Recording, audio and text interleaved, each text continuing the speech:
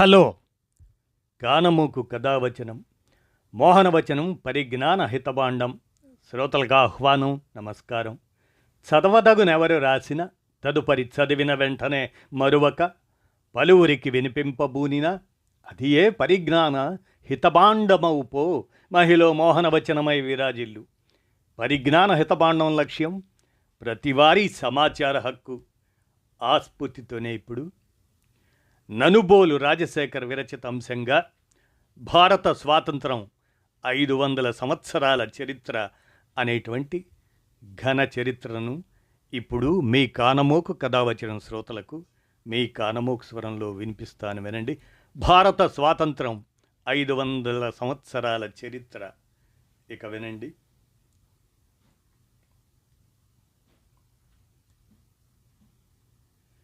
స్వేచ్ఛకై జరిగిన మహాపోరాటం స్వాతంత్రోద్యమం. 500 సంవత్సరాల చరిత్ర. 1497 నుంచి 1947 వరకు జరిగినటువంటి స్వేచ్ఛకై జరిగిన మహాపోరాటం స్వాతంత్రోద్యమం. భారతదేశ ప్రజలు త్యాగాలకు ప్రతిరూపమైన స్వాతంత్ర దినోత్సవాన్ని 77 సంవత్సరాలుగా అంతులేని ఉత్సాహంతో జరుపుకుంటున్నారు. యావత్ భారతావని కులం, మతం, భాష, సంస్కృతి, సంప్రదాయాలు అనే భేదాలు విభేదాలు మరచి ఒకే జాతిగా భావించి మహావీరుల త్యాగానికి గుర్తుగా జరుపుకునే స్వేచ్ఛా స్వాతంత్రాల పండుగే ఈ స్వాతంత్ర దినోత్సవం. భారత ఉపఖండంలో స్వాతంత్ర సముపార్జనకై జరిగిన అనేక ఉద్యమాలన్నింటినీ కలిపి భారత స్వాతంత్రోద్యమంగా పరిగణిస్తారు. అదే మనం ఇప్పుడు చెప్పుకునే మహాయుద్ధం, స్వేచ్ఛకై జరిగిన మహాపోరాటం, కపటి ఆంగ్లేయుల అధర్మ పాలనపై జరిగిన ధర్మ పోరాటం. ఇది మరపురాని మరువలేని చరిత్ర. అప్పట్లో సుగంధ ద్రవ్యాలకు యూరప్లో చాలా డిమాండ్ ఉండేది. యూరప్ దేశాల్లోని వ్యాపారాలు ఈ సుగంధ ద్రవ్యాలు ఎక్కడ దొరుకుతాయో తెలుసుకునే ప్రయత్నం చేసేవారు. ఆ ప్రయత్నంలో భాగంగా 1497 పోర్చుగీస్కు చెందిన వాస్కో డి గామా మొదటిసారి ఇండియాకు సముద్ర మార్గాన్ని కనుగొన్నాడు. ఆ విధంగా ఇండియాకు మొదట వచ్చిన పోర్చుగీసు వారు ఇక్కడ కొన్ని ప్రాంతాల్లోని భారతీయ రాజులను ఓడించి బొంబాయి, గోవా, బెంగుళూరు ప్రాంతాల్లో స్థిరపడి వ్యాపారం చేసుకునేవారు. ఇలా క్రీస్తు శకం 1500 నుండి 1600 వరకు 100 సంవత్సరాలు పోర్చుగీసు వారు ఇండియా నుండి సుగంధ ద్రవ్యాలు తీసుకెళ్ళి వ్యాపారం మాత్రమే చేసుకునేవారు. ఇక ఈస్ట్ ఇండియా కంపెనీ రాక పరిణామాలను పరిశీలిస్తే క్రీస్తు శకం 1600లో బ్రిటన్కి చెందిన ఈస్ట్ ఇండియా కంపెనీ వారు అప్పటి రాణి ఎలిజబెత్తో ఒక ఒప్పందం కుదుర్చుకొని వాస్కో డి గామా కనుగొన్న సముద్ర మార్గం గుండా భారతదేశానికి మొట్టమొదటిసారిగా వచ్చారు.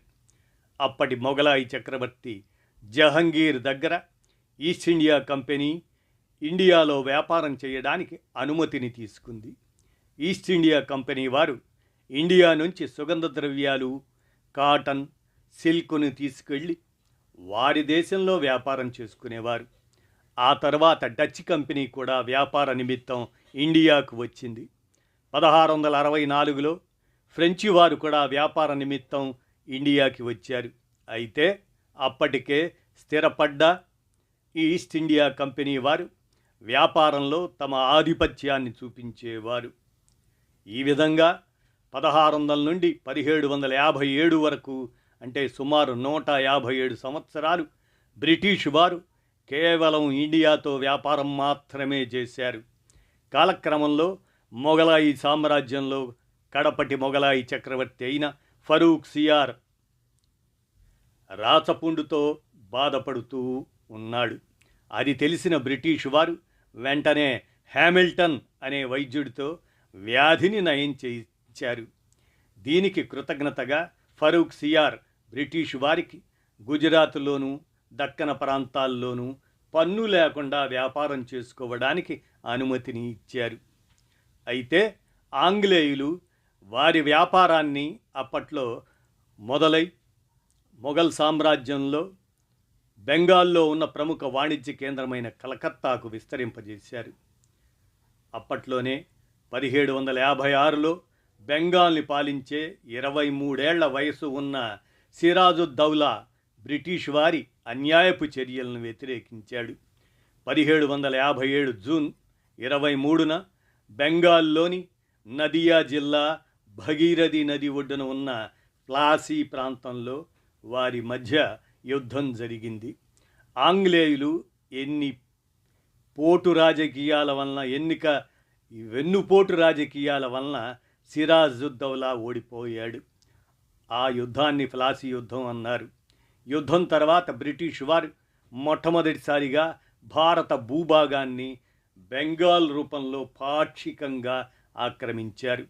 ఆ తర్వాత త్రైపాక్షిక కూటమితో జరిగిన బాక్సర్ యుద్ధంలో అప్పుడు కూడా ఆంగ్లేయులు విజయం సాధించి బెంగాల్ని పూర్తిగా ఆక్రమించారు.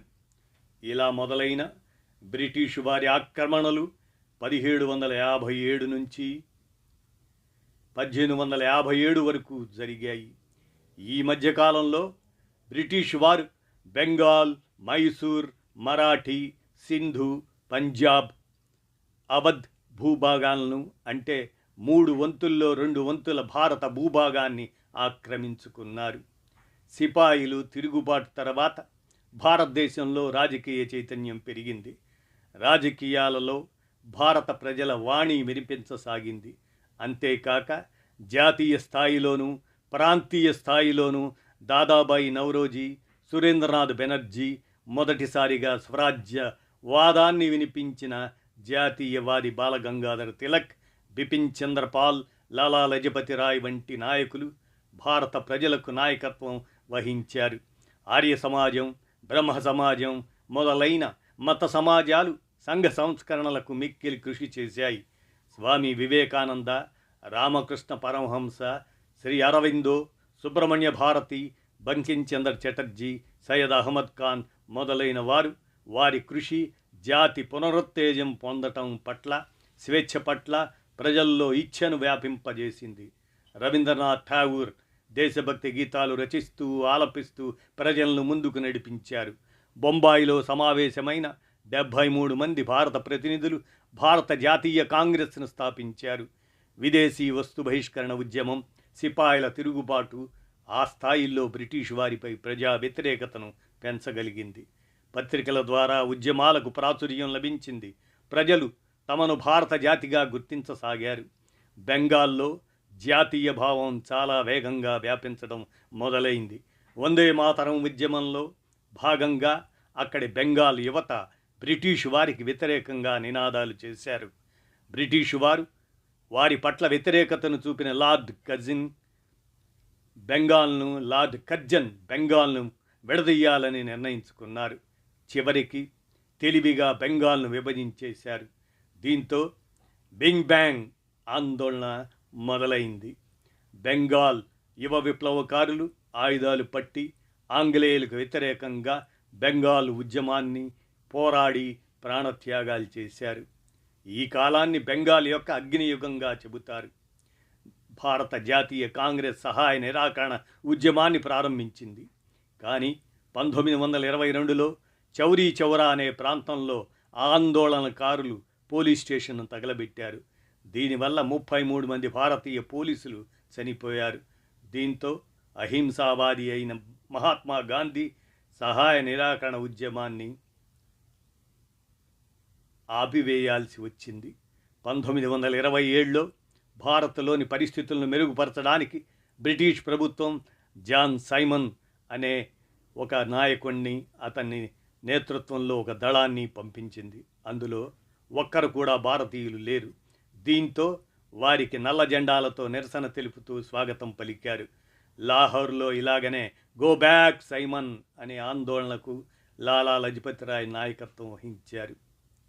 ఆయన అప్పటి యువకులకు ప్రేరణగా ఉండేవారు.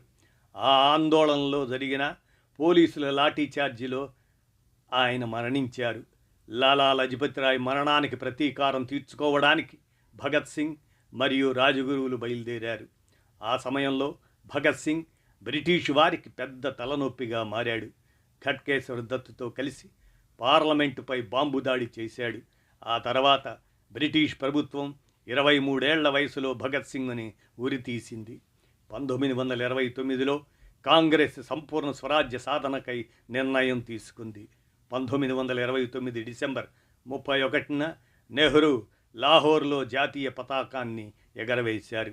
1930 జనవరి 26న మొదటి స్వాతంత్ర దినోత్సవాన్ని జరిపారు.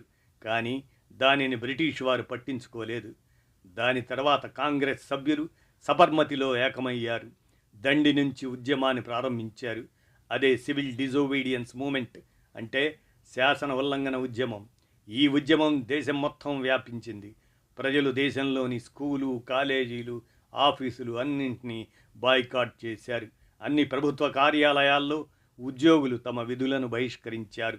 విదేశీ వస్తువులను రోడ్లపై తీసుకొచ్చి కాల్చివేశారు. ప్రజలు ట్యాక్స్ కట్టడం కూడా మానివేశారు. దీని తరువాత రెండో రౌండ్ టేబుల్ సమావేశానికి గాంధీజీని పిలిచారు. అయితే గాంధీజీ లండన్ నుంచి రాగానే ఈ ఉద్యమాన్ని కొనసాగించాలని నిర్ణయించారు. దీంతో బ్రిటిష్ ప్రభుత్వం గాంధీజీని 1932 జనవరి 4న కారణం చెప్పకుండా అరెస్టు చేసింది. 1933 మేలో గాంధీ జైలు నుంచి బయటకు వచ్చాడు. వెంటనే సత్యాగ్రహ ఉద్యమాన్ని మొదలుపెట్టారు. ఆ తర్వాత అదే సంవత్సరం the government act of Indian bill pass అయి భారత్లో ఎన్నికలు మొదలయ్యాయి. ఒక పక్క భారత్లో నేతాజీ సుభాష్ చంద్రబోస్ యొక్క ప్రస్థానం మొదలైంది. ఇక స్వాతంత్రం కోసం భారత ప్రజలు పోరాడవలసిందే, రక్తం చిందించవలసిందే అని నేతాజీ విశ్వసించారు.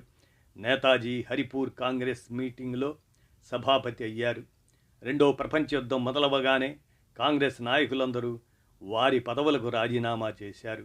ఆ సమయంలో సుభాష్ చంద్రబోస్ని ఆంగ్లేయులు అరెస్ట్ చేశారు.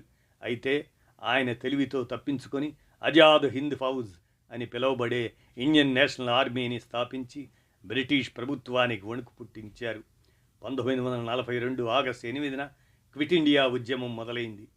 ఈ క్విట్ ఇండియా నినాదం ప్రజలకు నచ్చింది. దేశం నలుమూలల నుంచి లక్షలాది మంది ఈ ఉద్యమంలోకి దిగారు. ఆంగ్లేయులకు వ్యతిరేకంగా తలపెట్టిన ఈ చివరి స్వాతంత్ర పోరాటం కోసం గాంధీ పూర్తిగా సిద్ధమయ్యారు. ప్రజల నుంచి మునుపెన్నడూ లేనంత స్పందన వచ్చింది. ఉద్యమ తీవ్రత చూసిన బ్రిటిష్ ప్రభుత్వం నాయకులు ఉద్యమకారులను అరెస్ట్ చేయడం మొదలుపెట్టింది. ముందుగా 4 నేతలు మౌలానా అబుల్ కలాం ఆజాద్, నెహ్రూ, పటేల్, గాంధీలను అరెస్టు చేసింది. అరెస్టు చేసిన మరునాడే వారిని జైల్లో పెట్టారు. ఈసారి దేశం మొత్తం ఒకే తాటిపైకి వచ్చింది. దేశవ్యాప్తంగా ఉద్యమాల ఉధృతి పెరిగిపోయింది. చివరికి ఎంతోమంది వీరుల త్యాగఫలంగా 1947 ఆగస్టు 15న భారతదేశానికి స్వాతంత్రం వచ్చింది. ఇంతమంది మహావీరులు చేసిన మహాయుద్ధం వలన వచ్చిన ఈ స్వాతంత్రాన్ని ప్రతి భారతీయుడు బాధ్యతగా రక్షించుకోవాలి. అలాంటి ఆ సందర్భంలోనే మరి మొట్టమొదటి సిపాయిల తిరుగుబాటు, మొట్టమొదటి స్వాతంత్ర పోరాటం గురించి మనం ఒకసారి గమనిస్తే, క్రమంగా బ్రిటిష్ వారు తమ రక్షణ పేరుతో తమ సైన్యాన్ని వృద్ధి చేసుకోవటం మొదలుపెట్టారు. ఆ రోజుల్లో భారతీయులైన హిందూ ముస్లింలు కూడా వారి సైన్యంలో ఉండేవారు. ఆంగ్లేయులు అప్పట్లో సిపాయిల కోసం కొత్త రకమైన తూటాలను తీసుకొచ్చారు. ఆ తూటాలలో మూతలు ఆవు మరియు పంది కొవ్వుతో తయారు చేయబడి ఉండేవి. వాటిని దంతాలతో తీసి సిపాయిలు వాడవలసి వచ్చేది.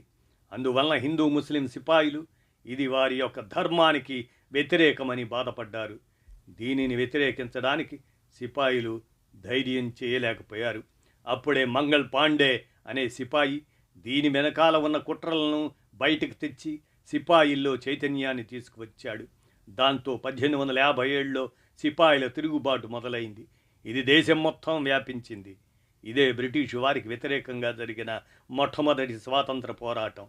1857లో జరిగిన ఈ సిపాయిల తిరుగుబాటు తర్వాత బ్రిటిషు వారు భారత భూభాగాన్ని ఆక్రమించడానికి ప్రయత్నం చేయకుండా పరిపాలనపై దృష్టి పెట్టారు. ఆ క్రమంలోనే మనం పరిశీలిస్తే గాంధీ రాక, రౌలత్ చట్టం, జలియన్ వాలాబాగ్ అనే ఉదంతాలకి ఆద్యం ఎలాంటిదో మనం గమనిస్తే 1911లో ఆంగ్లేయులు దేశ రాజధానిని కలకత్తా నుంచి ఢిల్లీకి మార్చారు. అయినప్పటికీ తిరుగుబాటు ఆగలేదు. ఇదే సమయంలో మొదటి ప్రపంచ యుద్ధం ప్రారంభమైంది. ఆ యుద్ధంలో భారతీయ సిపాయిలను వాడుకున్నారు. 1915లో దక్షిణాఫ్రికా నుంచి తిరిగి వచ్చిన మహాత్మా గాంధీ దేశ స్వాతంత్రాన్ని సంపాదించడమే లక్ష్యంగా పనిచేశారు. 1919లో పెరుగుతున్న వ్యతిరేకతను ఆపడానికి బ్రిటిష్ జడ్జ్ రౌలత్ ఒక చట్టాన్ని తీసుకువచ్చారు. ఈ చట్టం పేరే రౌలత్ చట్టం. దీని ప్రకారం కారణం లేకుండా ఎవరినైనా ఎప్పుడైనా చెప్పకుండా అరెస్ట్ చేయవచ్చు. చదువుకునే హక్కు కూడా లాక్కున్నారు. దీని ఫలితంగా దేశం మొత్తం ఉద్యమం మొదలైంది. కల్నల్ డయ్యర్ పంజాబ్లో జనాలు గుమిగూడకుండా పరిమితులు విధించాడు. అయితే అప్పటికి ఇంకా రౌలత్ చట్టం అంతగా ప్రాచుర్యంలో లేదు. 1919 ఏప్రిల్ 13న జలియన్వాలాబాగులో ఉద్యమకారులు ఒక సమావేశాన్ని ఏర్పాటు చేసుకున్నారు. కల్నల్ డయ్యర్ ఆ సమావేశంపై కాల్పులు జరపమని ఆదేశించాడు. అక్కడున్న అన్ని ద్వారాలు మూసివేసి ఏకదాటిగా 10 నిమిషాలు కాల్పులు జరిపారు. అందులో దాదాపు 1500 మంది అమాయకులు గాయపడ్డారు. 1000 మంది చనిపోయారు. బ్రిటిష్ వారి ఈ క్రూరత్వ చర్య దేశం మొత్తాన్ని కదిలేలా చేసింది. దీనికి బదులుగా రవీంద్రనాథ్ ఠాగూర్ బ్రిటిష్ వారు ఇచ్చిన బిరుదును తిరస్కరించారు. ఈ ఘటన ప్రతి భారతీయుణ్ణి స్వాతంత్రం కోసం పోరాడేలాగా ప్రేరేపించింది. ఆ విధంగా 1947 ఆగస్టు 15న భారతదేశానికి స్వాతంత్రం రావడానికి అంతమంది మహావీరులు చేసిన మహాయుద్ధం వలన ఈ స్వాతంత్రాన్ని ప్రతి భారతీయుడు బాధ్యతగా రక్షించుకోవాలి. భారత మాత, జై భారత మాత, వందే మాతరం. నేడు 78వ భారత స్వాతంత్రోద్యమ పండుగను జరుపుకుంటున్న భారత దేశవాసులందరికీ శుభాకాంక్షలు అందజేస్తూ మీ కానమోకు కథావచనం శ్రోతలకు భారత స్వాతంత్రం 500 సంవత్సరాల చరిత్ర అంటూ ననుబోలు రాజశేఖర్ విరచిత ఈ అంశాన్ని మీ కానమోకు కథావచనం శ్రోతలకు మీ కానమోకు స్వరంలో వినిపించాను. విన్నారుగా, ధన్యవాదాలు.